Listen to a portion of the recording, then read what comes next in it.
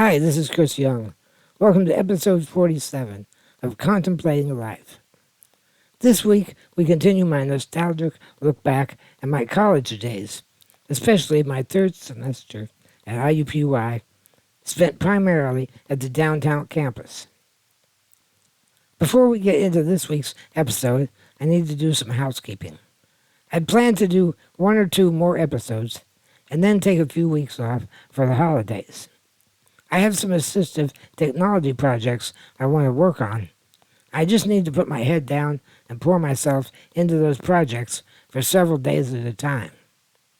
That doesn't leave me time to write, research, proofread, rewrite, polish, record, edit, re-record, re-edit, and upload a new episode every week.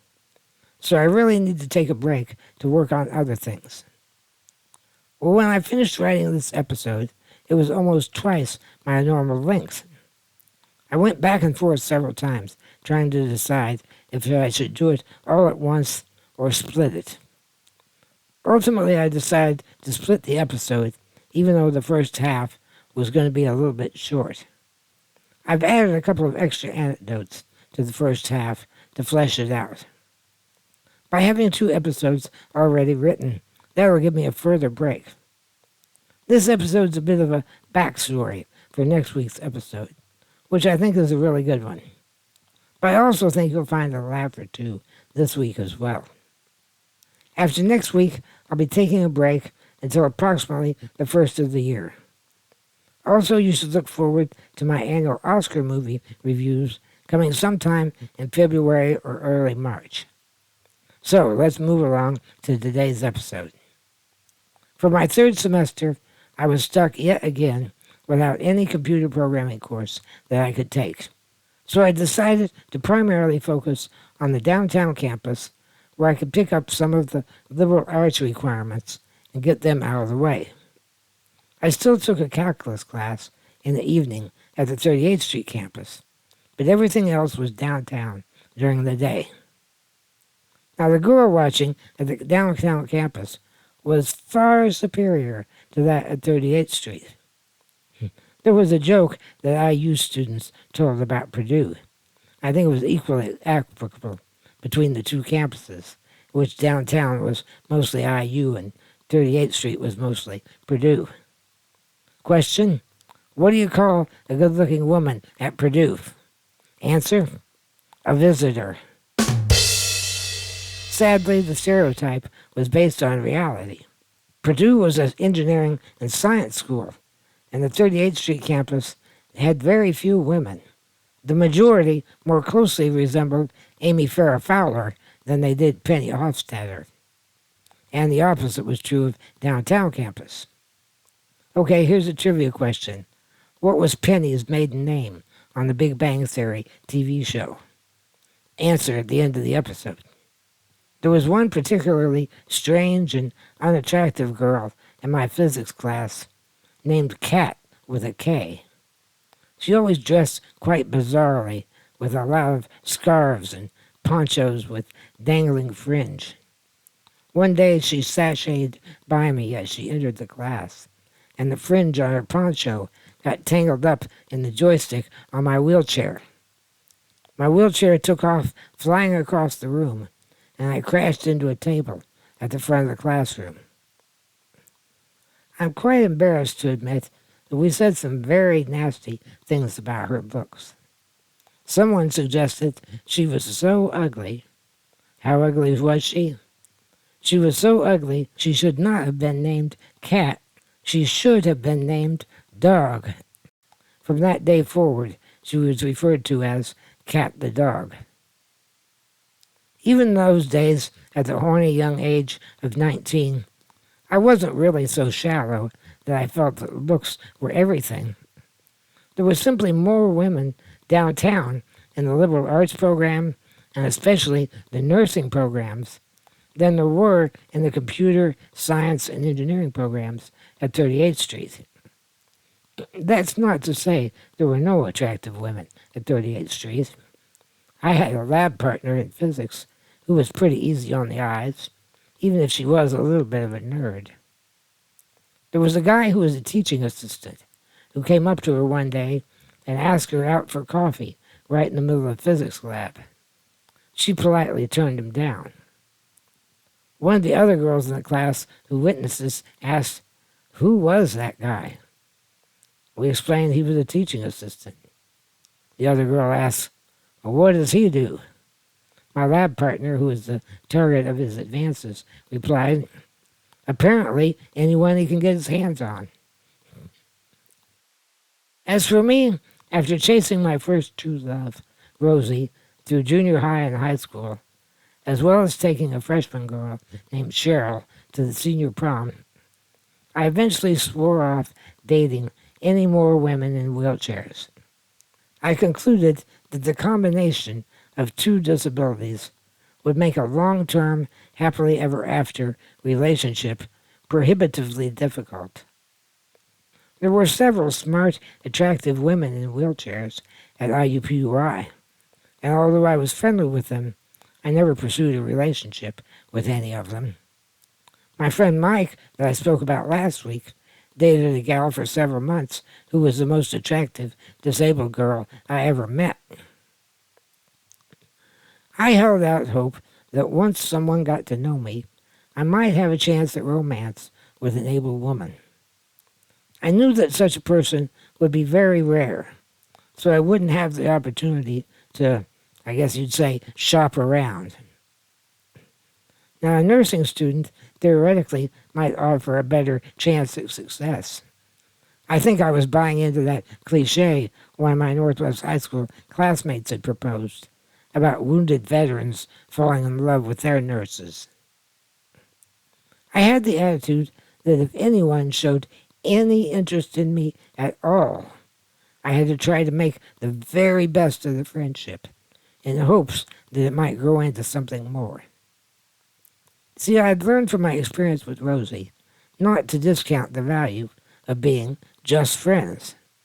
So in the worst-case scenario, I would have good friendships with women, and under the best-case scenario, one of those friendships would grow into something more. The combination of my inexperience with the fairer sex and my desire to find significant relationships tended to make me sense clues or signals that were not particularly real. I had to fight the urge to fall in love way too easily.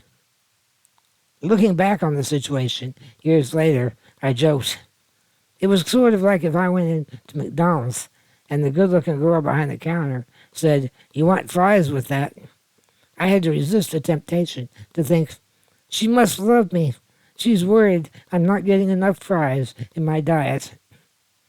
Okay, so it wasn't quite that bad, but it was closer than that than I'd like to really admit.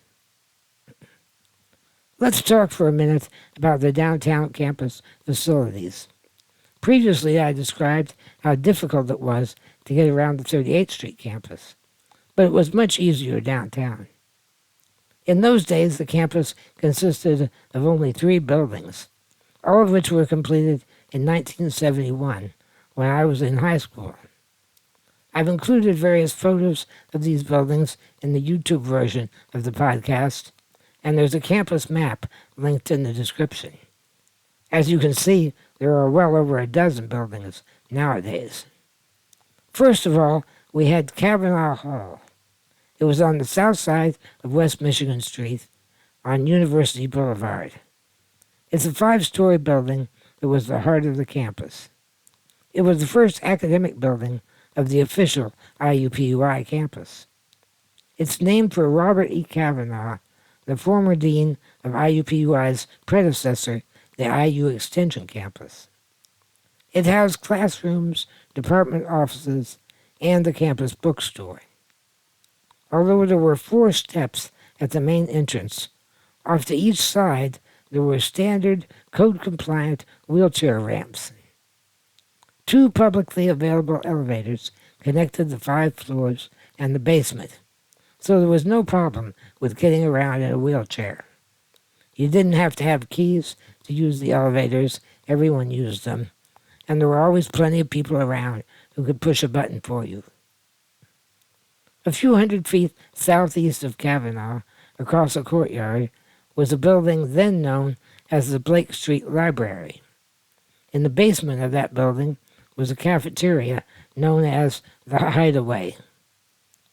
The building is now known as Taylor Hall, named after Joseph T. Taylor, the first dean of the School of Liberal Arts of IUPUI. But I don't know exactly when the name was changed. Blake Street no longer runs adjacent to the building, south of Michigan Street, since the construction of a business building in 1981. In 1994, a new university library building was constructed east of that location. The Hideaway Cafeteria was closed in 2008 when a building called the Campus Center was opened just west of Kavanaugh Hall. The Campus Center is connected to Kavanaugh by a second-story enclosed bridge over University Boulevard.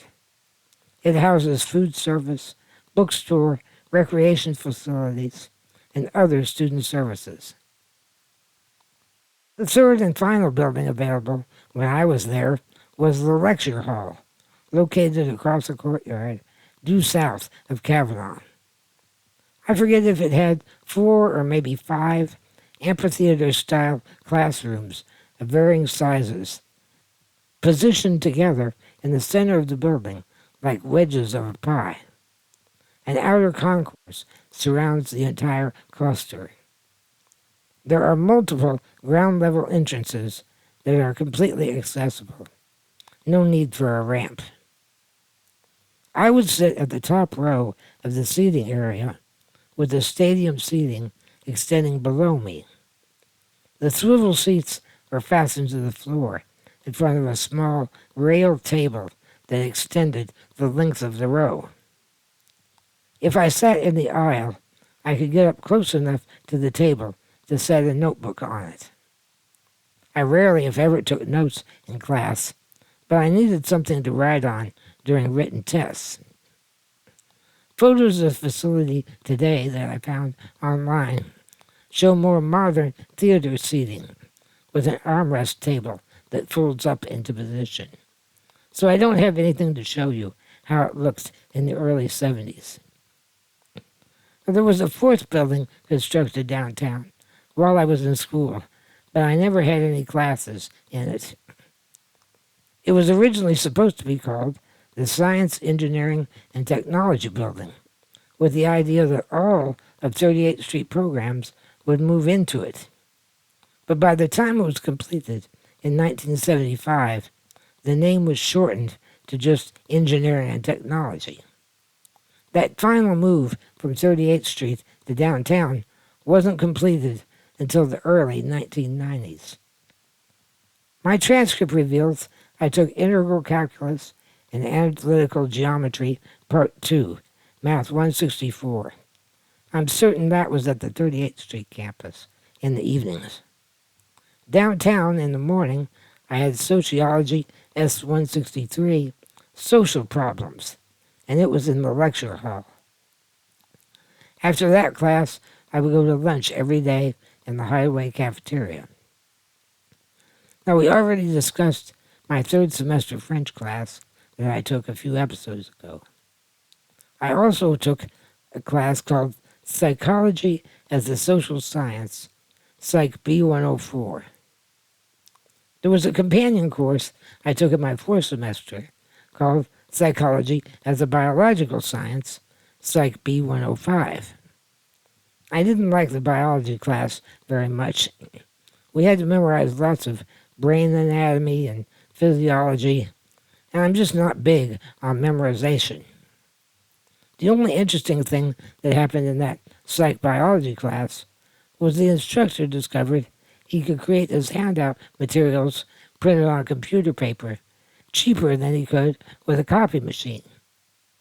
He would go to a teletype and type his handouts using a primitive text editor called TECO, T-E-C-O.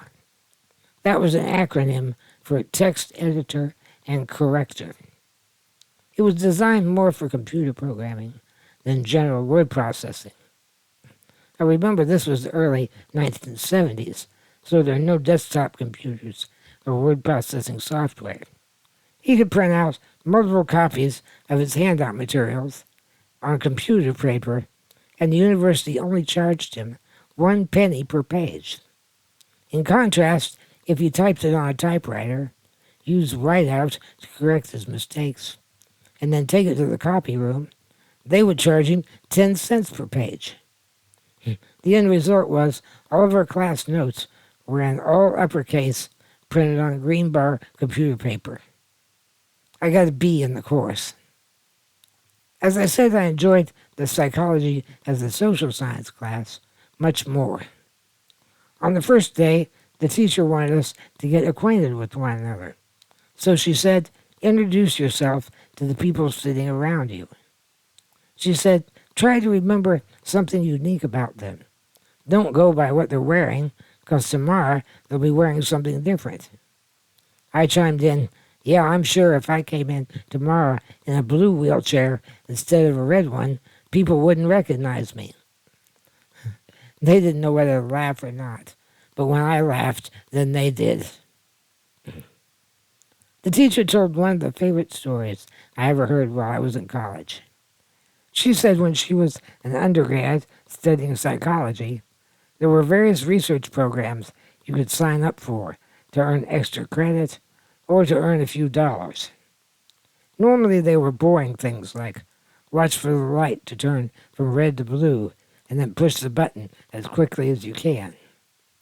Then she saw one posted on the bulletin board that said, psychology majors only. She thought that might be more interesting, so she signed up.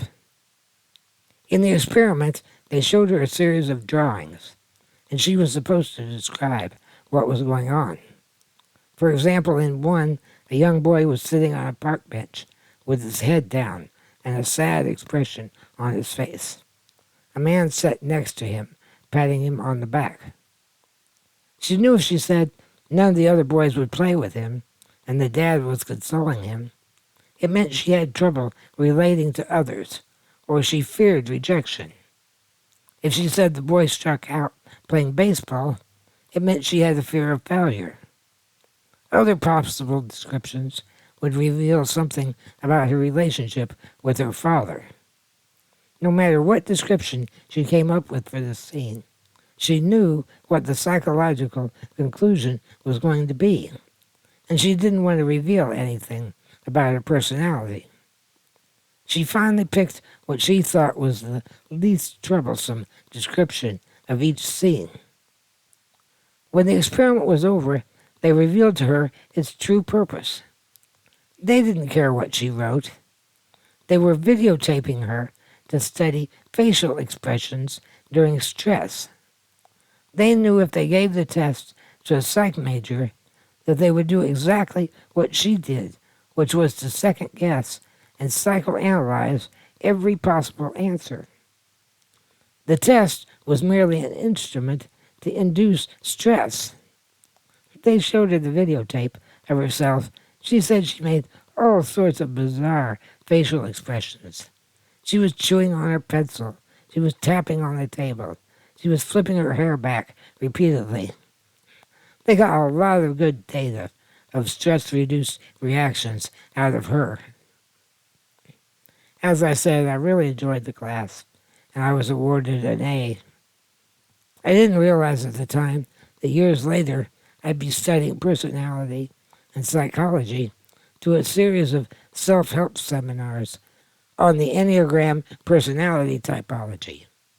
I'll probably do a whole series on the Enneagram in future episodes. It was during my third semester that I befriended a psychology major, but I didn't meet her in psychology class. We were both in that social problems sociology class that I had before lunch, but I didn't meet her there either. We met one fateful day in the Hideaway cafeteria.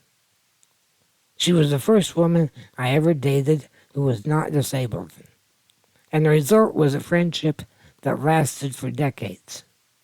But the details of that story will have to wait for part 2 of this 2-part episode, coming next week. Oh, and what about that trivia question? Well, no one knows Penny's maiden name. In 279 episodes, from 2007 to 2019, they never revealed her name. See the link in the description for more details. If you find this podcast educational, entertaining, enlightening, or even inspiring, consider sponsoring me on Patreon for just $5 per month. You'll get early access to the podcast and other exclusive content. Although I have a lot of financial struggles, I'm not really in this for the money. But still, every little bit helps. My many thanks, as always, to my financial supporters. Your support pays for the writing seminar I attend and many other things. But most of all, it shows how much you care and appreciate what I'm doing. That support means more to me than I could ever explain. Even if you cannot provide financial support, I'm begging you, please, post links and share this podcast on social media so I can grow my audience. I just want more people to be able to hear my stories. All of my back episodes are available, and I encourage you to check them out if you're new to the podcast. If you have any comments, questions, or other feedback, please feel free to comment on any of the platforms where you find the podcast. I'll see you next week as we continue contemplating life. Until then, fly safe, everyone.